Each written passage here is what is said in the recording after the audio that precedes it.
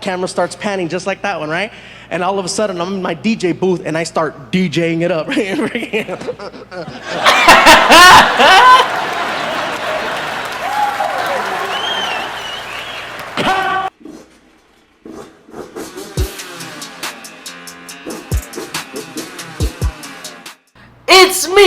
It's me, Simba TV. Bang! What is good, YouTube fam? It's your boy Simba, come back here again with another reaction video for you guys today. For today's reaction video, we got the Magic Mike story by Gabriel Iglesias, man. You guys seem like you like the comedy stand-up reaction videos, so I'm bringing you guys more. If you guys are not yet subscribed, go ahead and hit that subscribe button down below. Become part of the notification gang, gang, gang, gang, gang. We're bringing new videos to you every single day, so without further ado, let's jump up in it. I got home. I was so tired. I turned on my phone to check my messages, and I had a voicemail message from a guy by the name of Channing Tatum. Okay? Now, for those of you not wooing, let me explain who that is. Channing Tatum is the new Hollywood hot guy. He's the guy that comes out on all these movies, really good looking, ripped. You know, he's making a lot of films. And there's a voicemail on there from him. Gabriel Iglesias, this is Channing Tatum. Please call me at your earliest convenience, blah, blah, blah, blah, blah, blah, you know. And I'm like, oh, okay. So I called him up. You know, hello. I go, hi, this is Gabriel Iglesias. I'm calling from Mr. Channing Tatum. He yells, Fluffy! Hello? Oh, dude, man, I'm a huge fan. Hey, listen, bro, really quick, I only have like a minute. Look, bro, I'm doing a new movie, and I want to see if you're interested in reading and auditioning for one of the parts. I go, sure, bro. I'd be happy to audition for your movie. What's it called? He goes, the movie's called Magic Mike.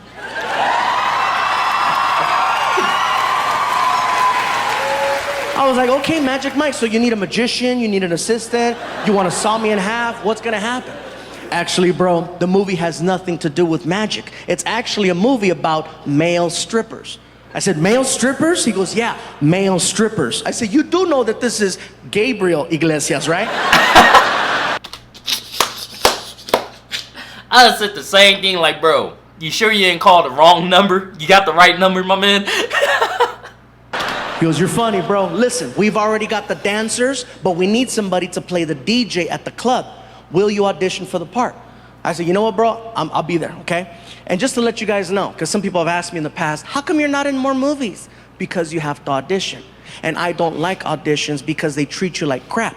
Auditions are very cold and very they make you feel like shit. They seriously do. You work really hard to memorize all your lines, and you show up and you try to do your thing, and they cut you off really quick. You're in there and you're like, okay, so who am I hold on. Oh, okay, hold on. Hey, how's it going? Don't talk to him. All right, no problem. Okay. Are you ready? Yes, I'm ready. Quick question. How much energy do you want? You don't know? That's why I'm asking. When you're done, you try to ask him more questions. Like, is this okay? Would you like me to go again? Thank you. I've had the fingers so many times, and it hurts. Thank you, thank you, thank you. And you're sitting in your car and you're crying.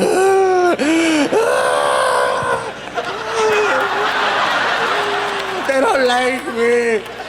It's a terrible feeling, so I don't like putting myself through that. But since I got a phone call from the guy, I'm like, all right, I hope it's a little bit different. So I show up to the audition, I'm sitting in the lobby, and it's funny because anytime there's an audition, everybody at the audition, usually they're looking for a specific type. And so everybody that's sitting there with me looks just like me. Everybody in there's big, everybody's sitting there, everybody's all happy and jolly and stuff, and we're all looking at each other trying to outdo each other. Like, no, I look more like me than you do. You don't look like me. No, this is what they want. No, this is what they want, you know. So the receptionist looks at me, she goes, Mr. Iglesias, they'll see you now. And I'm like, okay, cool, here we go, let's see how this goes. So I start mentally preparing myself for the problems that happen in there. I walk in, I don't say anything to anyone. I walk in, there's 3 people in the room, I close the door. And I just look over at the casting person who's sitting on her desk, and hello. And the camera person and the person I'm reading with all jumped up and yelled, Fluffy! And they ran over to me and they started hugging me and pulling out camera phones. Now I'm taking pictures with them. Next thing you know, they call a receptionist, Judy, get in here. And girl comes in. Now I'm taking pictures with 4 women. We're going back and forth. I'm like, this is different. And I go, wow, this is very refreshing. Thank you. I says, who am I reading my part with? And the casting person says, this is a formality. they've always wanted you for the part. And they said, if you showed up, it's yours. So basically, we've already called your agent since you showed up. Really? Yeah, this is great. So I get to my car. My agent is blowing up my phone, right? And I answer the phone. I go, hello. He's like, dude, you nailed that audition. Oh, man.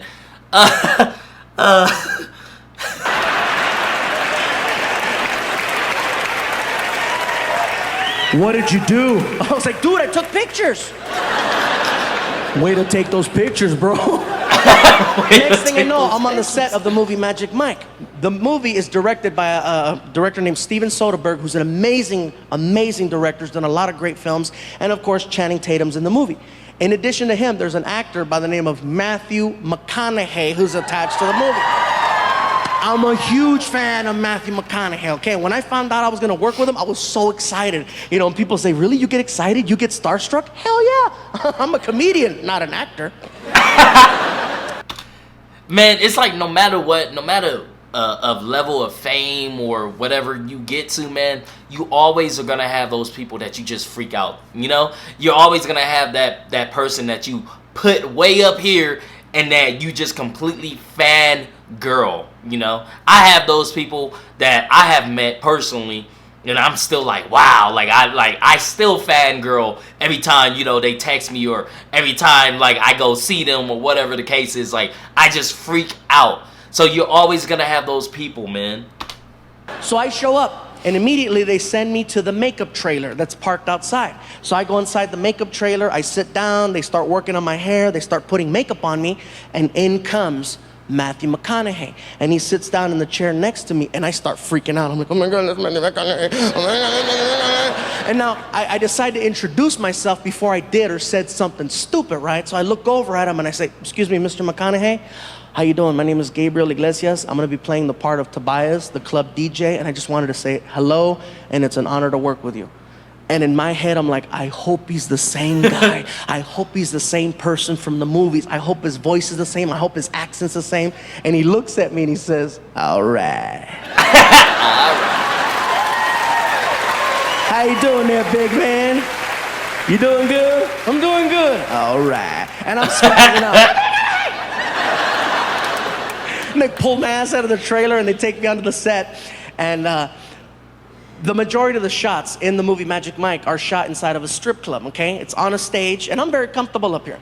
But the cool part for me is I'm on the side of the stage inside of a DJ booth, so I don't have any worries. The director comes up to me and he says, listen, Gabe, you got all your speaking roles in the film, but in addition to that, you are the key background in every shot when it comes to the dancers. He goes, the guy on stage is the eye candy, but you're the guy that provides the ear candy, and you need to express yourself and give me energy. Can you do that? Yes, sir. Let's do this. Next thing I know, all right, everybody, here we go. And quiet on the set. And action. All of a sudden, the dancing. Dancer comes out, camera starts panning just like that one, right? And all of a sudden, I'm in my DJ booth, and I start DJing it up.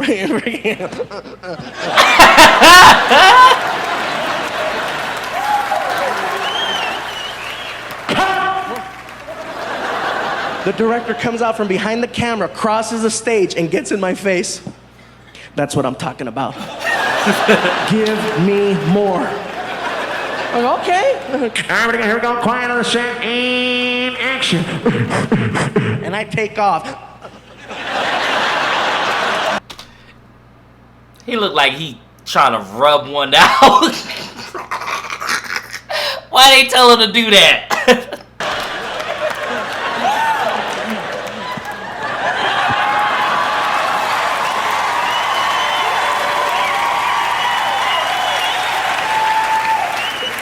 The movie comes out.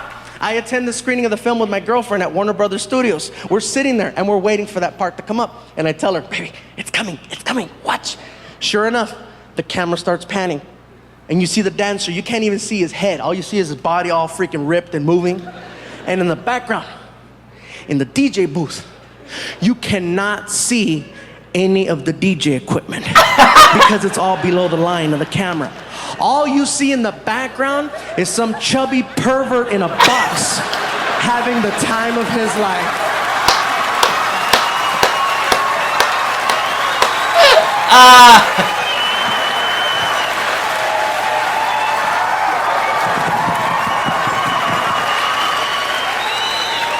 my girlfriend's like, oh, you're gay. I guess so. And that was my Hollywood debut right there. And in addition to that, there was a couple of other things that happened in this movie that I gotta share because you're never gonna hear about them in a DVD bonus feature. One of the characters in the movie, his name in the movie is Big Dick Richie. I'll leave it at that. He's played by an actor named Joe. Joe's a cool guy. I met him out, we became buddies after the movie, and nice guy. He's big, he's ripped, okay? And his whole thing is he comes out on stage and he's dancing behind a silhouette. So all you see is the shadow of him dancing for 3 minutes. And after the third minute, he grabs his G-string, and this is how he finishes his performance. He tears it off, exposing a shadow of,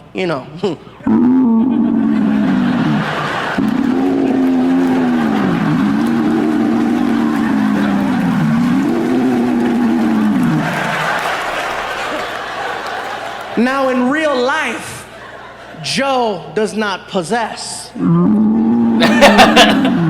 more like, row.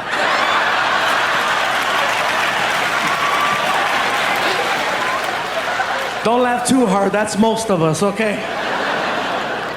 Now, because they needed to make this scene happen and we're shooting it in Hollywood, they made a phone call to an adult film company that was up the street.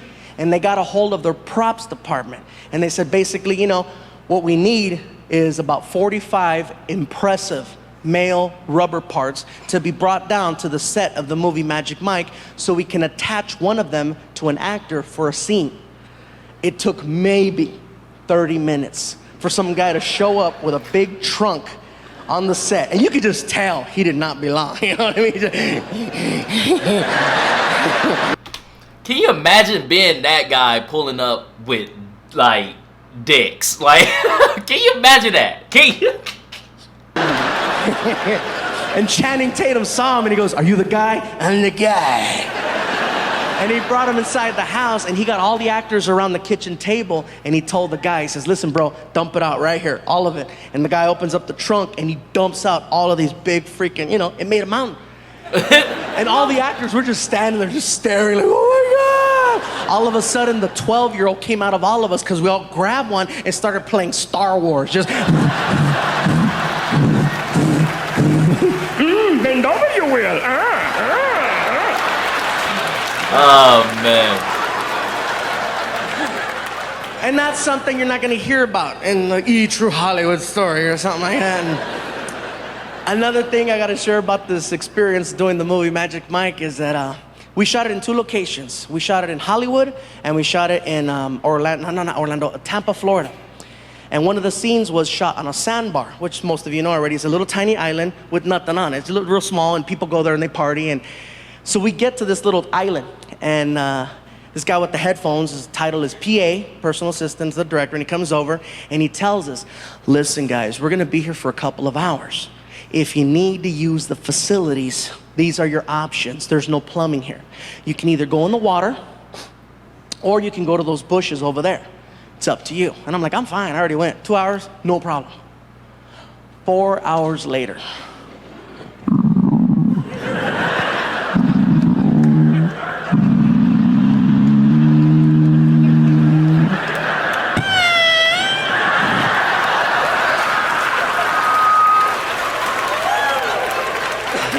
Got those BGs. What do you need? Listen, bro, you guys said we were only gonna be here for like 2 hours. It's going on 5. My stomach is killing me. What's the story? We're gonna be here for like another 3. The director has some more shots. Oh! You have your options. Thanks. So the first thing I look at is the water, okay? And to put it into perspective for you guys, the water's like right there, okay? And all the actors are like right there, okay? So it's like, are you kidding me? I'm not gonna go pop a squat in the water in front of all those actors just so somebody can walk by and go, Fluffy's killing fishes. No. So I take a stroll out to the bushes, right? So I start walking out to the bushes, my stomach is killing me. And fortunately, by the time I got there, my stomach had settled. So I no longer had to go number 2. But since I was there, go make it rain, you know what I'm saying? So I'm in the bushes and I'm doing my thing and all of a sudden I start hearing noises, just And you know how you could just feel when somebody's standing like right next to you?